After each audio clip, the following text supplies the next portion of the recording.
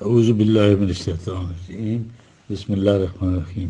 جی نیر اویس دورانی عرض کر رہا ہوں جی، یہ قرآنی لیکچرز کے سلسلے میں یہ میرا دوسرا لیکچر آفاق کے بعد جتنی سائنس کی ڈسکوریز ہیں ان میں سے کچھ چیدہ جو ہے میں ہائی لائٹ کروں گا قرآن کی روشنی میں۔ لیکن ان چیزوں کو سمجھنے سے پہلے یہ دو جو اصطلاحات ہیں قرآن کی، وہ بہت اناسکیپیبل قسم کی اصطلاحات ہیں اور ان کو سمجھنا بہت ضروری ہے۔ ایک تو عالم امر ہے، دوسرا عالم خلق ہے جی۔ قرآن میں دو عالمین دیے ہوئے ہیں، ٹھیک ہے، عالم خلق اور عالم امر۔ یورپ کے ایک مفکر پیٹیسن ہیں، وہ کہتے ہیں کہ عربی زبان انگریزی کے مقابلے میں ایڈوانٹیجز ہے، کیونکہ ہماری زبان میں تخلیق کے صرف ایک لفظ کریشن ہے، جبکہ ان کے ہاں جو ہے دو الفاظ ہیں، عالم امر اور عالم خلق۔ اس نے کہا کہ یہ زبان بتا رہی ہے کہ ان لوگوں کا ذہن کہاں تک پہنچا ہوا تھا۔ اب سمجھنے کے لیے تو مثال انسانوں ہی کی دی جائے گی، ورنہ یہ کہنا کہ اللہ کے ذہن میں یہ تصور تھا، سمجھنے کی یہ بات تو انسانوں کی ہے۔ کسی آرکیٹیکٹ نے کوئی چیز تخلیق کرنی ہو تو پہلے اس کے ذہن میں ایک تصور آتا ہے، یہ ایک ڈیزائن، نقشہ، اسکیم ہوتی ہے۔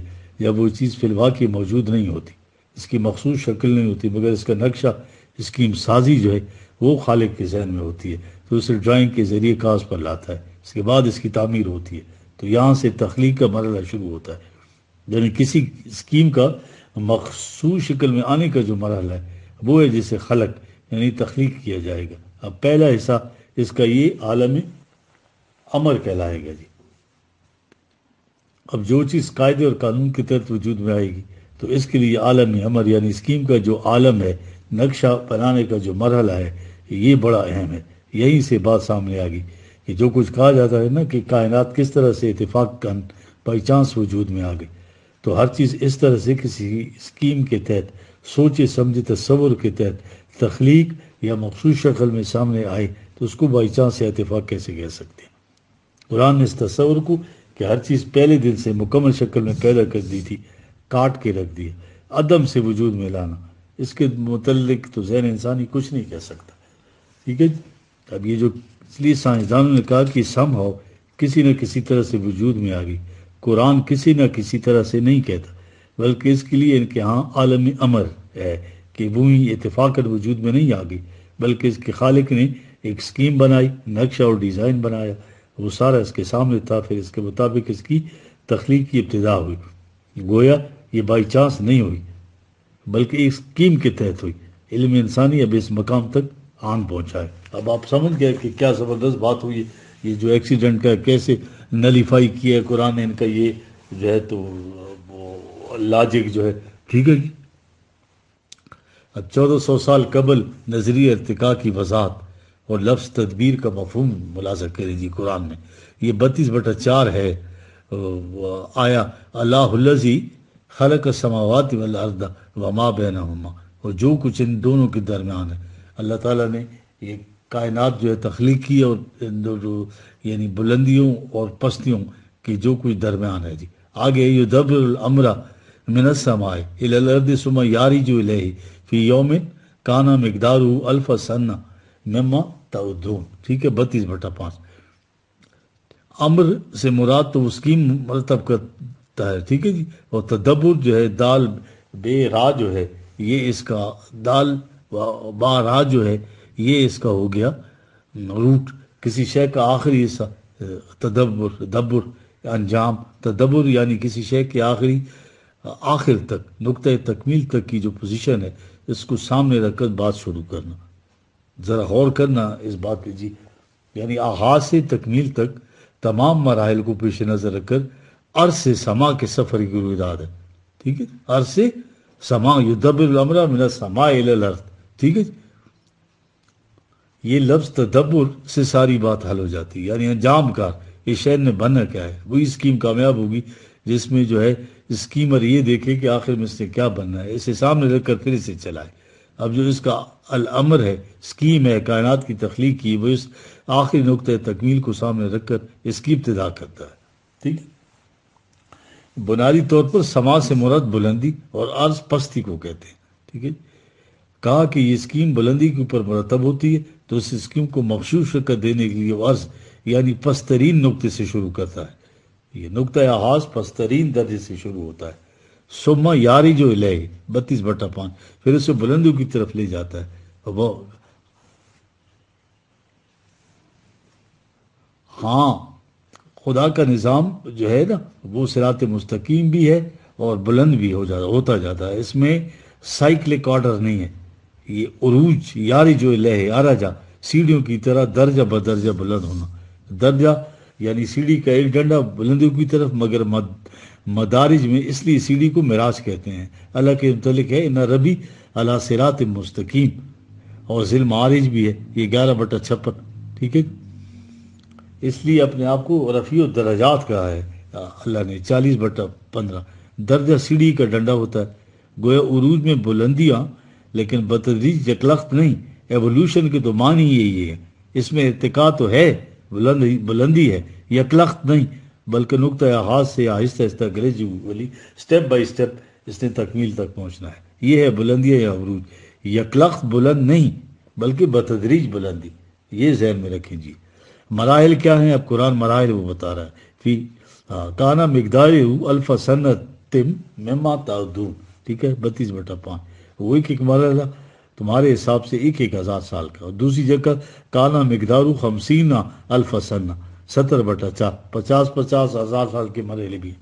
وہ سیڑھی ایک کا ایک زینت تمہارے حساب و شمار سے 50,000 سال کا ہے، جس میں شے بتدریج بلند ہوتی ہوئی اب نقطے تک پہنچتی ہے جو اسکیم میں اس نے مقرر کیا تھا۔ اب الہ بڑی زبردست چیز ہے، یہاں قرآن نے جو آگے دیا ہے نا کہ کانا مقدار، یہ کسی منزل کے حصول کے لیے سم جو ہے نا ڈائریکشن کی اہمیت کیا ہے۔ اب اس ارتقاء میں بتدریج جانا ہے، اس کے لیے لفظ الہ ہے، یہ سمت ہے، ڈائریکشن ہے، کیونکہ کسی شے کا کسی منزل کی طرف پہنچنے کے لیے یہ ڈائریکشن ضروری ہے۔ ایک مغرب اسکالر کہتا ہے نا کہ ترقی کی بے معنی ہو جاتی ہے اگر اس کے لیے سم کا تعین نہ ہو، اور سم بے معنی ہو جاتی ہے تا وقتی کی نظم العین کا تعین نہ ہو۔ یہاں الہ کی اس ہے سے بات واضح کر دی کہ یہ نقطہ تکمیل ہے جو اس کے لیے وضع کیا گیا تھا۔ یہ شے کی جو آگے بڑھنے اور بلند ہونے کی جو ڈائریکشن ہے اس نقطہ تکمیل تک ہے، یہ ادھر بلند ہوتی ہے، بڑھتی چلی جاتی ہے۔ اس لیے ہمارے یہاں ترقی کے لیے لفظ ارتقاء کہا ہے، ترقہ سے مراد بھی بلندی ہے، لیکن قرآن نے بلندی کے لیے عروج کا لفظ استعمال کیا۔ یہ صحیح طور پر اس چیز کو ڈپیکٹ کرتے ہیں، کیونکہ عروج میں درجہ بدرجہ ہوتا ہے، بتدریج بلندی ہے۔ یہ ہے بات۔ سائنس کی تحقیقات کے مطابق زندگی کا آغاز جو ہے پہلا جرثومہ، وہاں سے اس کی تشکیل ہوئی، ہزارہ سال میں کہیں ایک مرحلہ طے ہوتا ہے، اس پر جرثومہ آگے بڑھا۔ قرآن کہتا ہے کہ ہر شے کے زندہ رہنے اور آگے بڑھنے کے لیے حرکت اور جد و جہد ضروری ہے، سخت کوشش ضروری ہے۔ ارتقاء کا سلسلہ کچھ اس طرح سے ہے کہ اس کے راستے میں رکاوٹیں آتی ہیں، ٹکراؤ ہوتا ہے، جو شے ان پر غالب آ جاتی ہے وہ زندہ رہتی ہے، جب راستے میں اس رکاوٹ کو توڑ دیتی ہے پھر وہ آگے بڑھتی ہے۔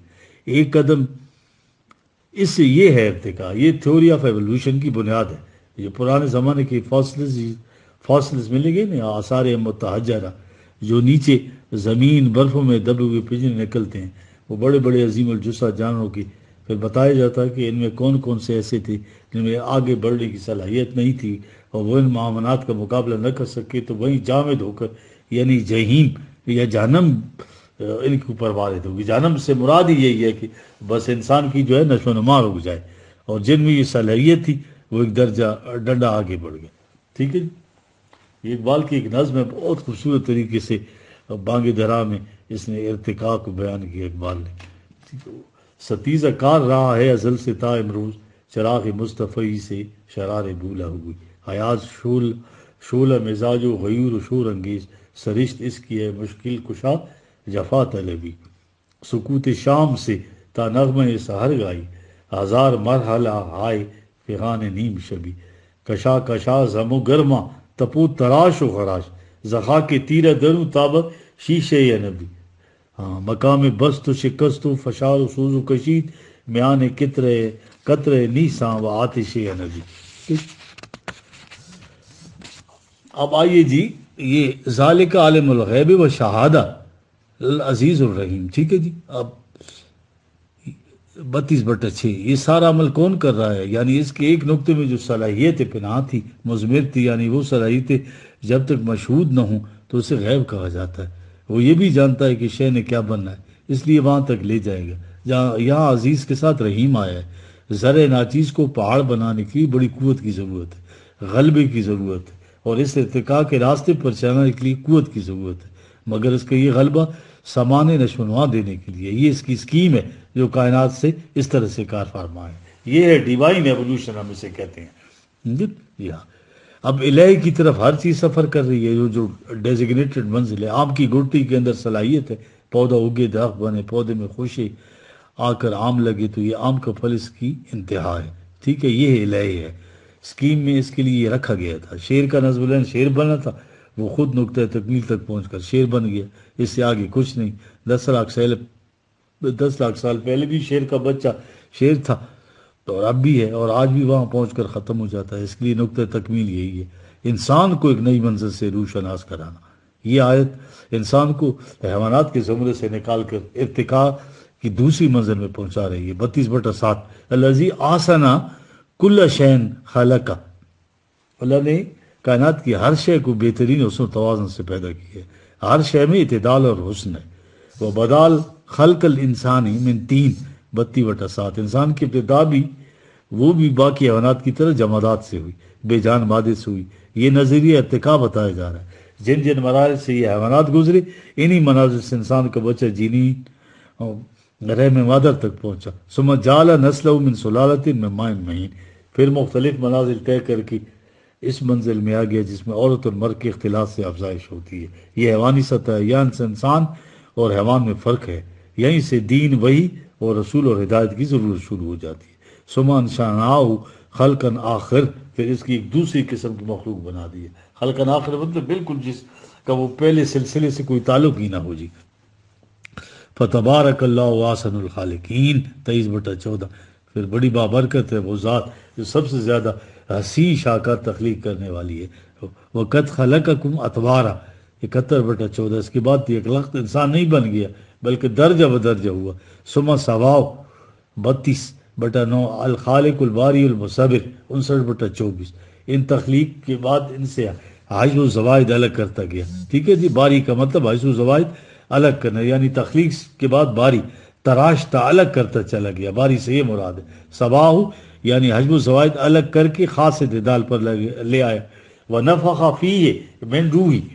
32/9 اس میں اپنی توانائی کا شمع ڈال دیا. اب اس میں اللہ کی توانائی پیدا ہوگی، یعنی اس کا صاحب اختیار و ارادہ ہونا. اوپر صرف اللہ کو ہے، نیچے انسان کو.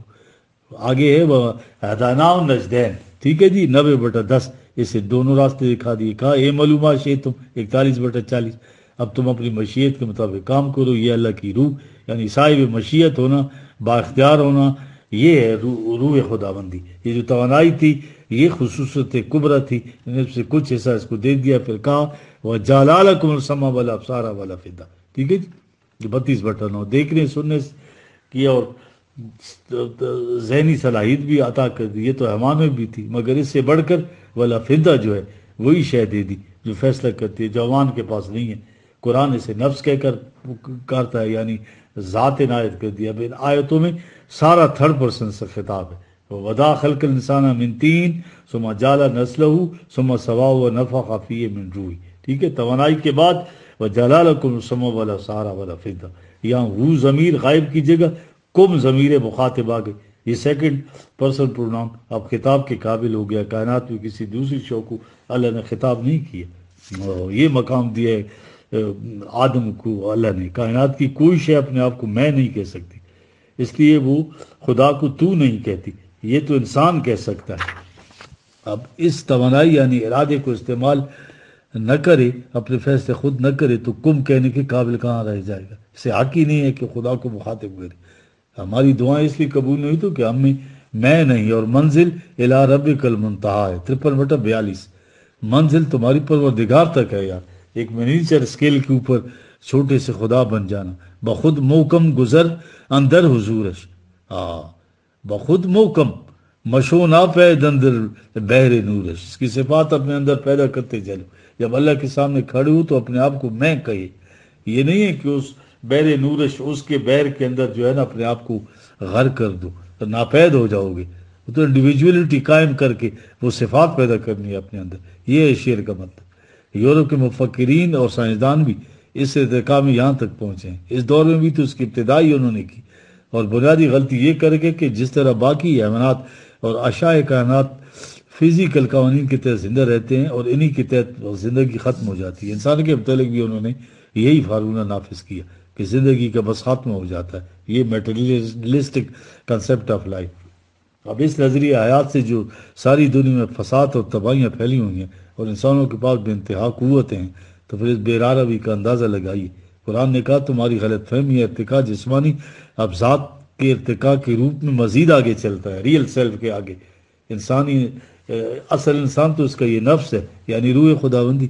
اقبال اسے خود ہی کہتا ہے انسان کی اصل زندگی تو یہی ہے، اور یہ فزیکل جسم جو ہے، فزیکل سیلف جو ہے، اسی ذات کی نشو و نما اور آگے بڑھانے کا ایک ذریعہ ہے جو موت کے ساتھ ختم ہو جاتا ہے. اصلی ذات یا خود ہی آگے چلتی ہے.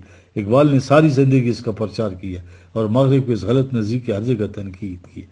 ان کی تہذیب تو فریب ہے، وہ کہا اقبال نے. اس تصور سے تو دنیا مزید جہنم کا شکار ہوگی. یہی جو مٹیریلسٹک کنسپٹ آف لائف ہے جی. ایک زبردست آیت ہے جی 29/64، وما ھذا الحیات الدنیا الا اللہو ولعب وان الدار الآخرۃ لہی الحیوان لو کانوا یعملون.